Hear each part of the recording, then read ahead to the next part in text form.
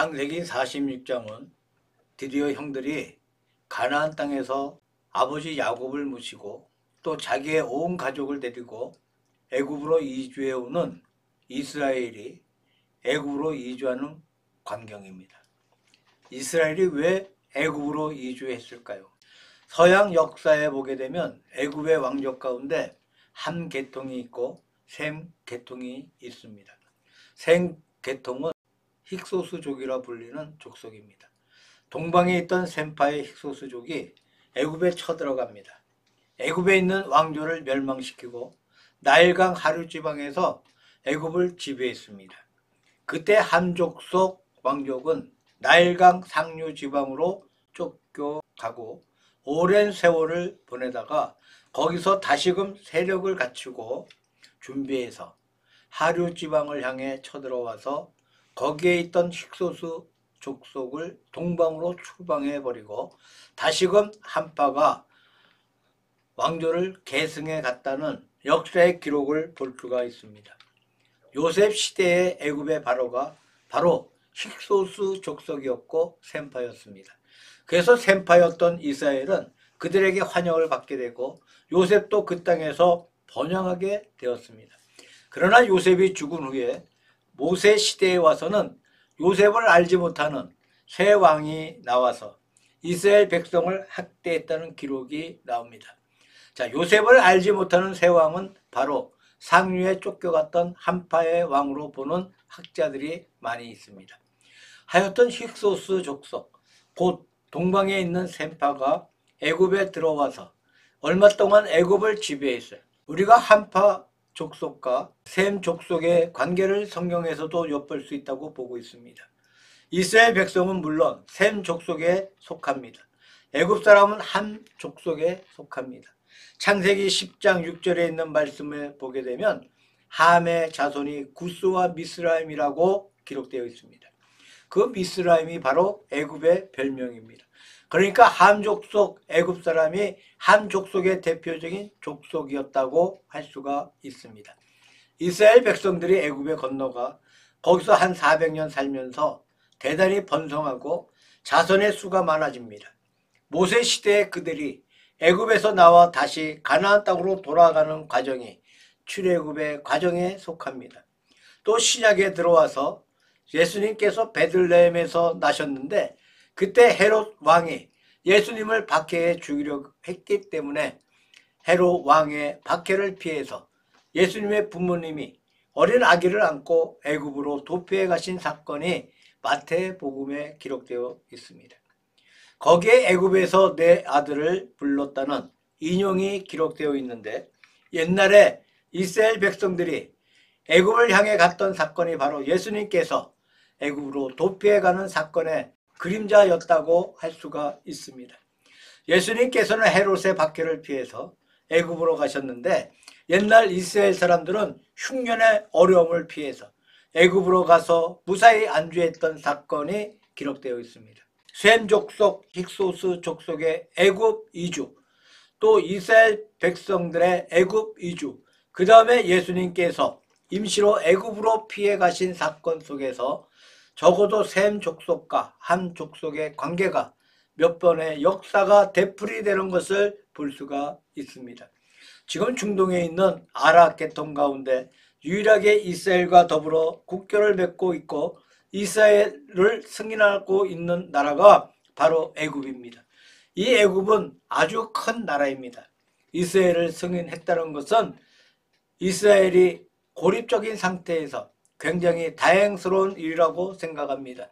이런 일을 이뤄낸 분이 1976년 미국의 카터 대통령입니다.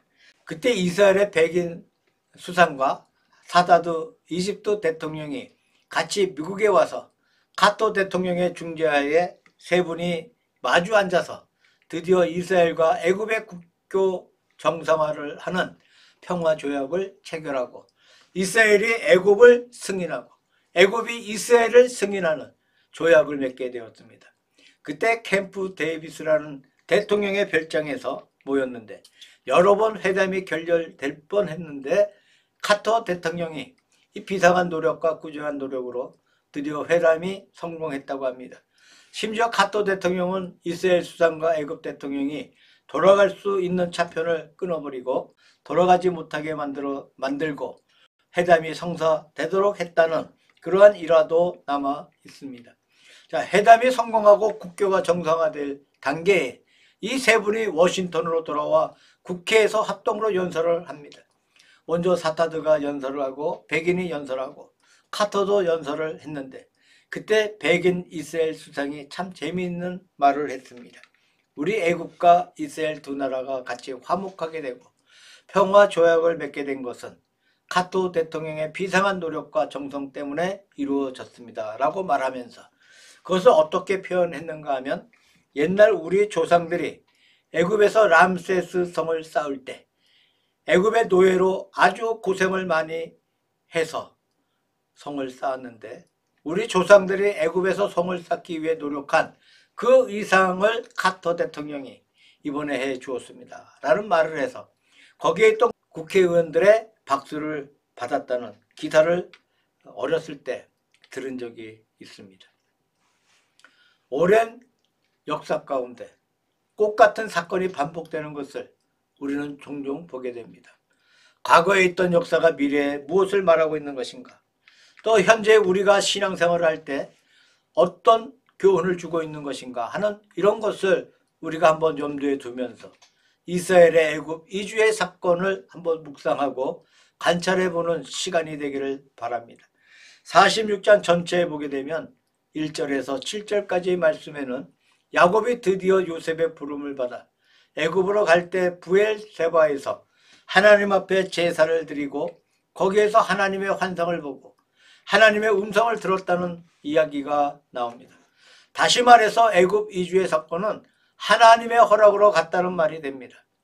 그 다음 8절에서 21절까지 상당히 긴 부분에는 애굽으로 건너갔던 70명의 명단이 발표되고 있는데 야곱의 자손 가운데 애굽으로 건너간 사람들이 모두 70명이었다고 특별히 족보를 밝히는 사실을 볼 수가 있습니다. 그 다음에 28절부터 34절까지의 말씀 가운데는 요셉이 아버지 야곱을 만나게 되고 그들을 인도해서 애굽에서 제일 좋은 땅인 고센 땅에 이스라엘 백성들이 거주하게 되었다는 말씀이 나옵니다. 다시 말해서 요셉이 준비한 땅에 이스라엘 백성이 정착하게 되었습니다. 이와 같이 본문에는 세 가지 내용이 나와 있습니다. 첫째로 애굽으로의 이주는 하나님의 허락하에 된 일이라는 겁니다. 1절에서 7절까지의 말씀 가운데 하나님의 허락을 받고 애굽으로 내려갔다는 사건을 생각해 보겠습니다. 창세기 28장에 야곱이 부엘에서 꿈에 놀라운 환상을 보게 됩니다. 그 환상이 일생을 통해 야곱을 지배하고 있었어요. 베델의 꿈은 야곱에게 참으로 소중한 하나님의 계시였습니다. 베델 전까지의 야곱은 간사하고 형 에서의 원한을 사게 되고 아버지를 속이고 여러 가지 불미스러운 죄책감으로 말미암아 마음이 고민스럽고 괴롭고 미래가 불안스러웠어요. 그런 가운데 베델에서 잠을 자는데 꿈에 하나님께서 그에게 나타나 그의 앞길을 환하게 축복해 주셨어요. 바로 거기에서 야곱의 감격이 있었고 용기가 생겼습니다. 이것이 그 후 야곱의 삶에 큰 기둥이 되고 지침이 되었다는 겁니다. 애굽에서의 환상, 베델에서의 꿈이야말로 야곱이 은혜를 받게 되고 번성하게 되는 중추적인 원인이었다고 할 수가 있습니다. 이제 야곱은 나이가 많음에도 불구하고 애굽에 내려가야 하는 획기적인 새로운 사건을 맞이하고 있습니다. 그러나 브엘세바에서 또 환상을 봅니다. 베델의 환상에 비교할 수 있을 만큼 크나큰 사건이라고 생각합니다. 야곱이 브엘세바에 이르러 그 아비 이삭의 하나님께 희생을 드리니 라고 기록하고 있는데 왜 이삭의 하나님이라 하였을까요? 창세기 21장 31절에 보게 되면 브엘세바는 아브라함이 거했던 아브라함의 옛 고향이었고 26장 23절에 보면 이삭이 거했던 이삭의 옛 고향이었습니다. 물론 그 후에 아브라함도 이삭도 헤브론으로 옮겨갔습니다. 그들이 한때 거했던 곳이 브엘세바였습니다. 브엘사바의 뜻은 서약의 운물이라는 뜻을 가지고 있습니다. 이곳에 아브라함이 블레셋의 왕이었던 아비멜렉과 더불어 약속하고 서약함으로 유래했던 이름이었습니다. 할아버지가 살았던 곳, 아버지 이삭이 살았던 곳, 그곳에서 하나님 앞에 제사를 드렸다는 말씀은 야곱이 할아버지의 신앙, 아버지의 신앙을 정통적으로 이어받고 있는 아브라함의 자손이요 이삭의 아들이라는 사실과, 그래서 아브라함의 하나님, 이삭의 하나님, 야곱의 하나님이라는 거룩한 신앙의 정통성을 확실하게 보여주고 있습니다. 그 다음에 브엘사바의 제사는 야곱의 위대한 신앙인의 모습입니다. 야곱은 인간다운 인간미가 풍기는 그러한 인물이었습니다. 인간다운 실수가 많았습니다. 또 죄도 많이 짓고 그야말로 야곱의 잘못된 사건이 참으로 너무나 많았습니다. 또 그와 반대로 하나님의 족속으로서 높고 아름다운 모습도 많이 볼 수 있습니다. 하나님 앞에 제사를 드리는 모습은 야곱의 마음속에 깊이 간직하고 있는 깊은 신앙을 잘 나타내주고 있습니다. 평소에는 믿음도 약하게 보였고 부족함도 많았지만 일단 유사시에는 하나님 앞으로 돌아가는 것입니다. 하나님께 돌아가 간절히 기도하고 하나님께 허락을 받고 하나님께 은혜를 받고 힘을 받아 새로운 자기의 길을 향해 가는 야곱의 모습입니다. 이것이 우리 믿는 사람들에게, 하나님의 백성들에게 반드시 있어야 할 가장 중요한 요건이라고 생각합니다. 사람이 자면서 잠꼬대를 할 때 낮에 어떤 생활을 보냈는지 안다는 말이 있습니다. 흔히 부인들이 자기 남편의 비밀을 잠꼬대 때문에 안다는 말을 듣습니다. 이 잠꼬대가 무엇입니까? 늘 우리가 생각했던 것이 밤에 무의식 가운데 터져 나온다는 것입니다. 다시 말하면 잠꼬대가 그 사람의 본 모습이라고 할 수가 있습니다. 우리 믿는 성도들에게는 브엘세바에 올라가 하나님 앞에 제사를 드리는 모습 속에 그의 본연의 모습을 볼 수가 있습니다. 성도 중 성도, 인간 중에 인간, 우리의 참 모습은 바로 여기에 있습니다. 이것이 진짜 야곱의 모습입니다. 그동안의 모든 실수와 잘못은 야곱의 실수에 지나지 않습니다. 진짜 야곱의 모습은 아들을 만나기 위해 급하게 이것저것 다 잊어버리고 뛰어가는 모습이 아니라 아버지가 살아계셨던 곳에 올라가 거기에서 경건하게 하나님 앞에 제물을 드리고 하나님 앞에 제사를 드리면서 하나님의 음성을 듣는 모습입니다. 여기에 성도의 참 본연의 모습이 있습니다. 이것이 그 후 야곱이 애굽에서 성공적인 생활을 할 수 있었던 기초를 놓아 주었습니다. 이스라엘 백성의 초석은 여기에서 이루어졌다고 할 수가 있습니다. 우리가 세상을 살아가는 동안에 우리의 모든 생활이 이와 같아야 한다고 봅니다. 우리가 어떤 중요한 일이 있을 때, 일생의 중대한 어떤 고비를 맞이할 때 이렇게 하나님 앞에 올라와서 제단을 쌓고 하나님 앞에 마음을 정해 기도하고 하나님 앞에 간구하고 하나님의 은혜를 받고자 애쓰는 모습이 반드시 우리에게 있어야 한다고 생각합니다. 마음을 정해놓고 일주일이면 일주일, 열흘이면 열흘, 우리가 그렇게 시간을 정해두고 기도하는 것도 좋습니다. 혹은 철야기도 하는 것도 좋습니다. 그런 특별한 것이 아니라 해도 자기 집에서 조용하게 시간을 정해놓고 매일 몇 시부터 기도하는 것도 좋습니다. 하나님으로부터 은혜를 받고 하나님의 계시를 받고 하나님의 뜻을 꼭 내 마음속에 얻어야 하겠다는 이런 확고한 소원을 가진 자세가 성도의 본연의 모습이라고 생각합니다. 바울은 다메섹 도성에서 예수 그리스도의 큰 빛을 보았고 그 빛에 이끌려 일생을 살면서 복음을 전했습니다. 사도행전 27장 24절에 보게 되면 로마로 건너가다가 아드리아 바다에서 큰 풍랑을 만나 거의 다 죽게 되었을 때 바울은 풍랑 속에서 하나님께 간절하게 기도를 드림으로 하나님의 음성을 들었습니다. 바울아, 두려워 말라. 내가 가이사 앞에 서야 하겠고 또 하나님께서 너와 함께 행선하는 자들을 다 내게 주셨다. 이 말을 듣고 바울은 용기를 내어 선원들에게 걱정하지 말라, 죽지 아니할 것이라고 말해주는 모습을 볼 수가 있습니다. 우리의 신앙생활이 바로 이와 같아야 한다고 생각합니다. 이렇게 해서 야곱이 브엘사바에 올라가 하나님 앞에 제사를 드리고 하나님의 음성을 들었습니다. 이 음성의 내용을 보면 두려워하지 말라. 내가 애굽에 무사히 내려갈 것이요 애굽에서 너의 백성이 번성할 것이요 다시 애굽에서 나올 것이다 라는 말씀입니다. 미래까지 환한 계시를 받았습니다. 야곱이 일찍이 베델에서 받은 계시와 같은 것입니다.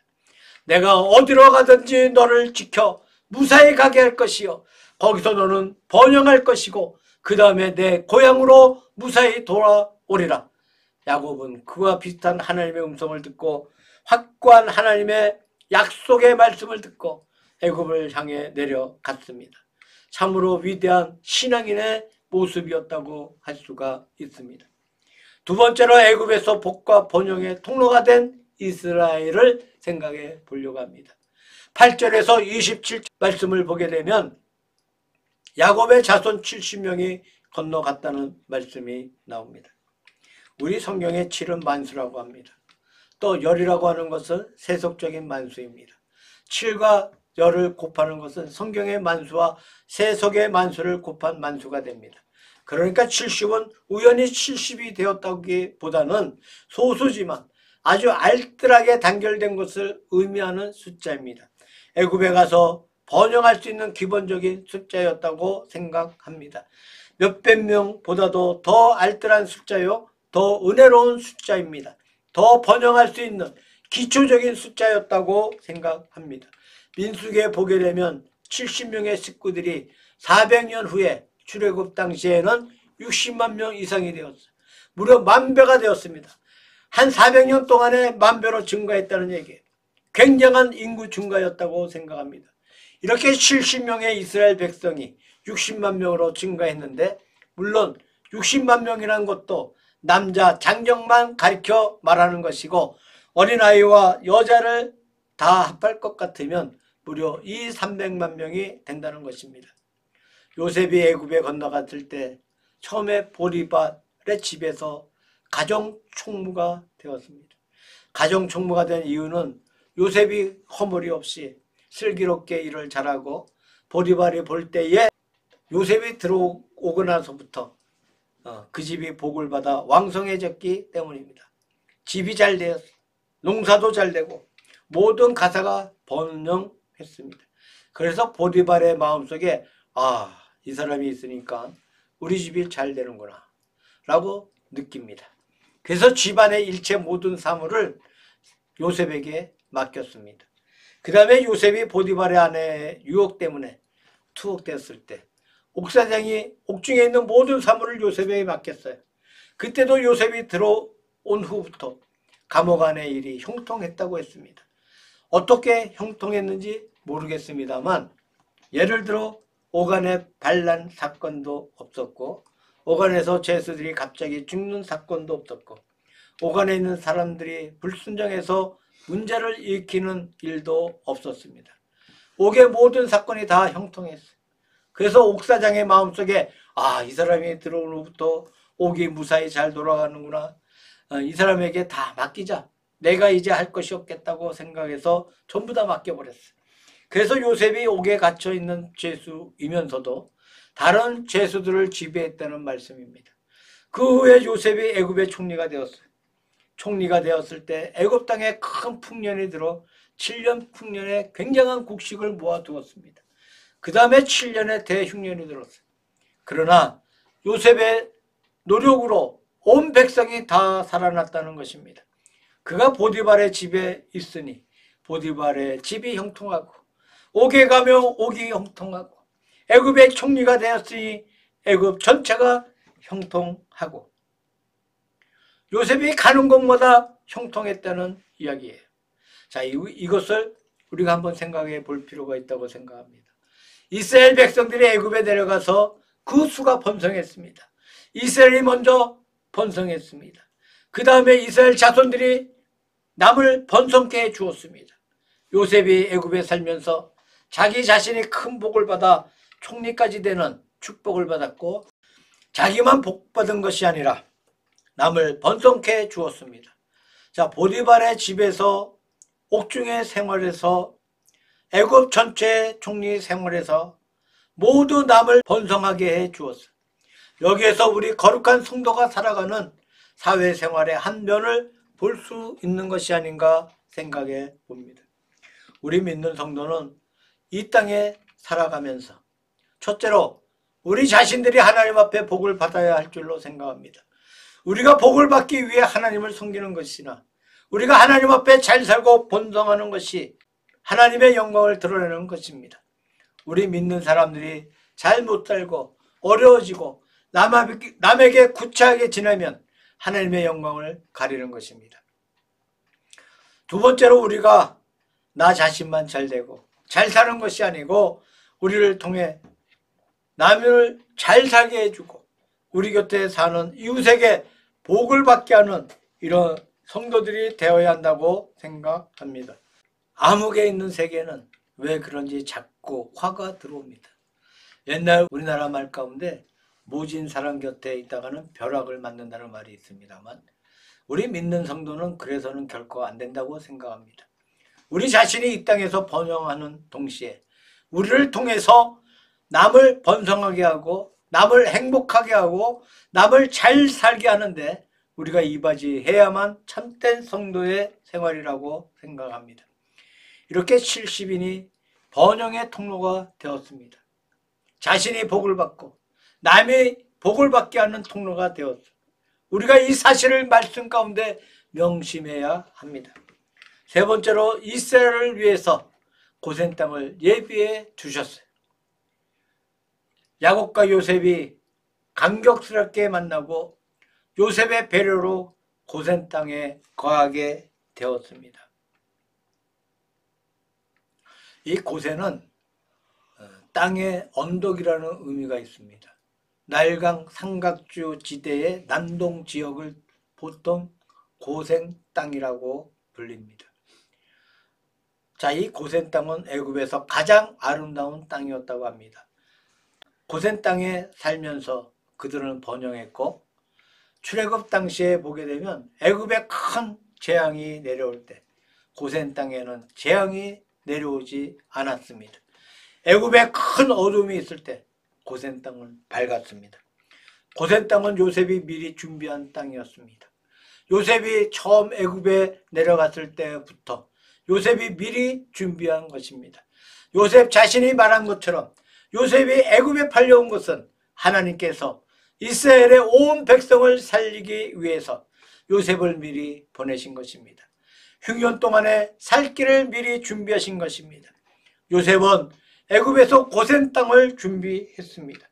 이 고센 땅에서 이스라엘 자손들이 번영을 이뤘던 것을 볼 수가 있습니다.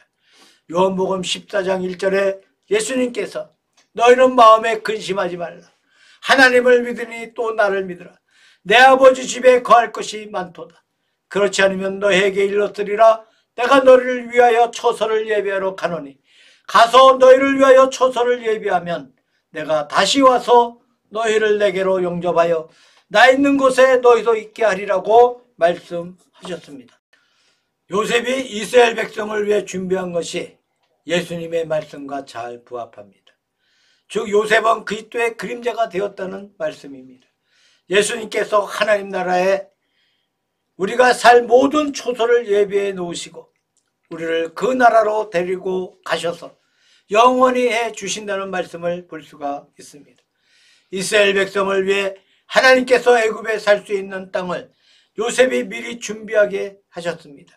마찬가지로 우리의 모든 것을 하나님께서 예비해 두셨습니다. 마치 한 가정에서 어린아이가 태어날 때 부모는 아이가 태어나기 전부터 아이가 살 수 있는 모든 준비를 갖춥니다. 옷을 준비하고 기저귀를 준비하고 약품도 준비하고 침대도 준비하고 아이에게 필요한 것들을 미리 다 준비해 둡니다.